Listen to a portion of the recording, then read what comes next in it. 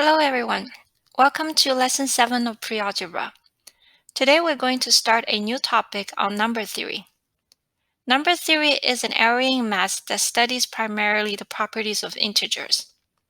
We're going to introduce two basic concepts of number theory today, multiples and primes. Let's get started. Let's first look at different types of numbers. As we just mentioned, number theory mostly deals with positive integers. They're numbers 1, 2, 3, 4, 5, and so on and so forth. So positive integers are sometimes also referred to as natural number or counting number. Now the number 0 is neither positive nor negative. So 0 is not a positive integer, but 0 is a whole number. So the set of whole numbers are 0, 1, 2, 3, 4, 5, and so on and so forth. And in this lesson, when we refer to the word number, by default it means positive integers. Next, let's look at our first definition, multiples. If I have three numbers, a, b, and n, and if n multiplied by b is equal to a, then a is a multiple of b. So the multiples of a number results in another number. For example, 15 is a multiple of 5. In this case, a is equal to 15, b is equal to 5, and n is equal to 3. 144 is a multiple of 12. In this case, n is also equal to 12. However, 17 is not a multiple of 7 because 17 is not divisible by 7 where there is a remainder. So let's keep this definition in mind and let's look at a few examples. So in this example, it's asking if both 147 and 357 are multiples of 7, is their sum also a multiple of 7? So by the definition of multiples, what the problem has told us is 147 is some multiples of 7, and 357 is also some multiples of 7. And now if we add them together, plus 357, this is equivalent as m times 7 plus n times 7. Now if we factor out 7, which are common in both terms, we have m plus n, close parentheses, multiplied by 7. So m plus n simply gives us a new number. So the sum of these two numbers is also a multiple of 7.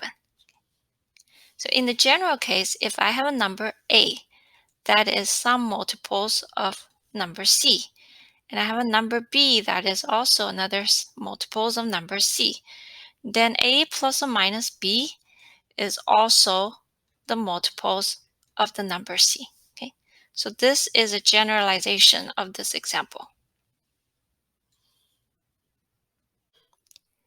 Let's take a look at this problem. What is the greatest three-digit number that is a multiple of 13?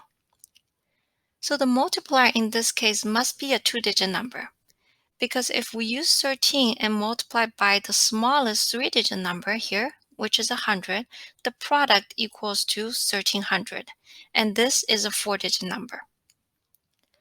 So let's try 13 multiplied by 70, because the product of these two is around 900, and that equals to 910. And what if we use 13 and multiply by 80? This equals to 1040, and this number is a four-digit number. So we know the valid multiplier is between 70 and 80. And let's pick a number that's in the middle of this range, 75. And this is equivalent of 13 multiplied by 70 plus 5. And if we distribute it, it becomes 13 multiplied by 70 plus 13 multiplied by 5. 13 multiplied by 70 we know equals to 910. So it's 910 plus 45. And that equals to 955. So can we go higher? Let's try 13 multiplied by 76. This is the equivalent of 13 multiplied by 70 plus 13 multiplied by 6. And that is 910 plus 78. which equals to 988. So we're very close to 1,000. And let's try one more number. 13 multiplied by 77. This becomes 13 multiplied by 70 plus 13 multiplied by 7. And that equals to 910 plus 91, which equals to 1001. And that is a 4-digit number. So now we can see that the biggest 3-digit number that is a multiple of 13 is 988. And this is our final answer. Next, let's take a look at this example. For all 2-digit multiples of 7, only 2 of them has a digit sum of 10. What are these two numbers? Let's find out all the multiples of 7, starting with 7 multiplied by 2, which is 14, and the digit sum of 14 is 5. And we're going to keep going by increasing the multiplier until we hit somewhere around 7 times 14, 7 times 15. 7 times 15 is 105, and that is a 3-digit number. So we know we can stop here. Then we're simply going to evaluate each one of them in a brute force fashion. This is 91 and this is 98. Okay. If you evaluate all of them, you can actually see that 28 has a digit sum of 10. And 91 also has a digit sum of 10. So our answer is 28 and 91, which are multiples of 7 and have a digit sum of 10. Next, let's introduce the concept of divisibility. If I have 3 positive integers a, b, and c, and a divided by b is equal to c, then a is divisible by b. That is, the division results in a quotient without a remainder.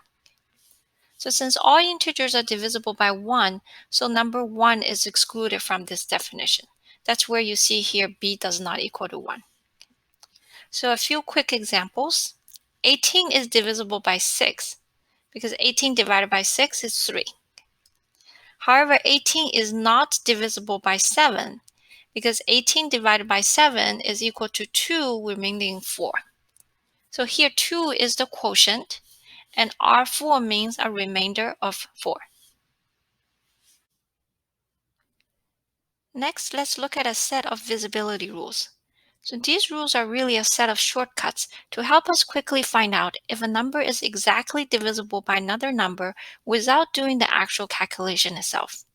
So some of these you probably already know. Let's do a quick walkthrough on all of them. So first of all numbers are divisible by 1. For a number to be divisible by 2, it has to be an even number. And a number is divisible by 3 if the sum of its digits is divisible by 3. And a number is divisible by 4 if the number formed by its last 2 digits is divisible by 4. A number is divisible by 5 if its ones digit is either a 0 or a 5. So a number is divisible by 6 if it is divisible by 2 and 3. For 7, the shortcut is rather long and not quick, so best to simply just try out the division. For divisibility on 8, if the number is formed by its last 3 digits is divisible by 8. A number is divisible by 9 if the sum of its digits is divisible by 9. And a number is divisible by 10 if its last digit is a 0. And now for a number to be divisible by 11, if the sum of digits in odd position and the sum of digits in even position, the difference is 0 or divisible by 11, then the original number is divisible by 11. For example, let's apply the divisibility rule on 495. So in this number, in the odd positions, start counting from the left, we have numbers 4 and 5, and their sum is 9. In the even position, start counting from the left, we have a single number 9, and the difference between the two is 0. So that makes 495 divisible by 11. Now let's take a look at this number. In the odd position, start counting from the left, we have numbers 9, 8, and 9, and their sum is 26. In the even position, start counting from the left, we have numbers 1, 2, and 1, and their sum is 4. The difference of these two sum is 22. 22 is divisible by 11, and that makes this original number divisible by 11. Let's take a look at one more example. So in this number here, in the odd positions, we have numbers 9 and 3, and the sum is 12. In the even positions, we have numbers 8 and 5, and the sum is 13. The difference between the two is -1. -1 is not divisible by 11, so that makes this number not divisible by 11. Next, we're going to introduce the concept of primes and prime numbers, which is an important concept in number theory. A prime number is a number that is only divisible by 1 in itself. For example, 2 is a prime number, where it's divisible by 1 and 2, which is itself. On the other hand, a non-prime number, which is also known as a composite number, is divisible by more than 2 numbers besides 1 in itself. Here's a list of all the prime numbers that are less than 100. You're encouraged to memorize all of them. Be careful with some of the numbers that might appear as a prime number, but they're actually not. For example, 91. 91 is a multiple of 7 and is also a multiple of 13. So these are some of the prime-looking numbers that can easily be confused with prime numbers. So now we know what are prime numbers. We're going to introduce prime factorization. So first, what is factorization? Factorization is a method to factor a number as a product of multiple integers. And prime factorization is the same factoring method to represent a number as a product of multiple integers, but in this case, those integers are all prime numbers. So for example, 12 can be factored into 4 times 3. However, this is not a prime factorization because 4 is not a prime number. But if 12 is factorized into 2 times 2 times 3, this is a prime factorization because all the terms are prime numbers. Now let's walk through a few exercise problems that uses prime factorization to help us solve the problem. In this example, it's asking, if x, y, and z are positive integers, and this expression equals to 54,000, what is the value of x plus y plus z? So let's first rewrite 54,000 using prime factorization into a power of 2, power 3, and power 5 terms so that we can find out x, y, and z and then solve for this. So 54,000 is equal to 6 multiplied by 9 multiplied by 1,000. And 6 can be factored into 2 times 3. 9 is 3 squared. And 1,000 is 10 raised to the third power. And 10 is 2 times 5. So 2 times 5 raised to the third power. And using what we learned on exponents, this can be simplified into 2 raised to the fourth power multiplied by 3 raised to the third power multiplied by 5 raised to the third power. And now what we have here is we know that this number is equal to 54,000, which the problem also tells us 54,000 equal to 2 to the x, 3 to the y, and 5 to the z. Okay. So this tells us x plus y plus z is equal to 4 plus 3 plus 3. And the final answer is 10. Let's look at this next exercise problem. The product of two positive integers is 16,000. If neither of the integers ends in 0, then what are the two integers? Let's start with this number 16,000. We're going to factor it out using prime factorization and see what we get. So 16,000 equal to 4 multiplied by 4 multiplied by 1,000. This is the equivalent of 2 squared multiplied by 2 squared multiplied by, again, the same thing, 2 multiplied by 5, the whole thing raised to the third power. So if you simplify them out, it becomes 2 raised to the 7th power multiplied by 5 raised to the third power. So here we already have two positive integers where their product is equal to 16,000. So we have a group of 2 and we have a group of 5. And we're going to keep them separate this way, so to avoid each multiplier ends with 0. So we have 2 raised to the power 7, that equals to 128. Then we have 5 raised to the power of 3, that equals to 125. So here we have our two positive integers where their product is 16,000 and neither ends in 0. So next, we're going to introduce a prime factorization method that can be used to factor out any large numbers using repeated division. And each division steps, we're going to divide the number by a small prime number. And this is where the set of divisibility rules we talked about earlier comes in handy. So let's take a look at how this is done. Let's say that we start with the number 2,310. And because this is an even number, it's divisible by 2. So 2,310 divided by 2 is 1155. And we're going to write it out this way. Okay, so in the next step, we're going to forget about 2,310. We're going to focus on 1155.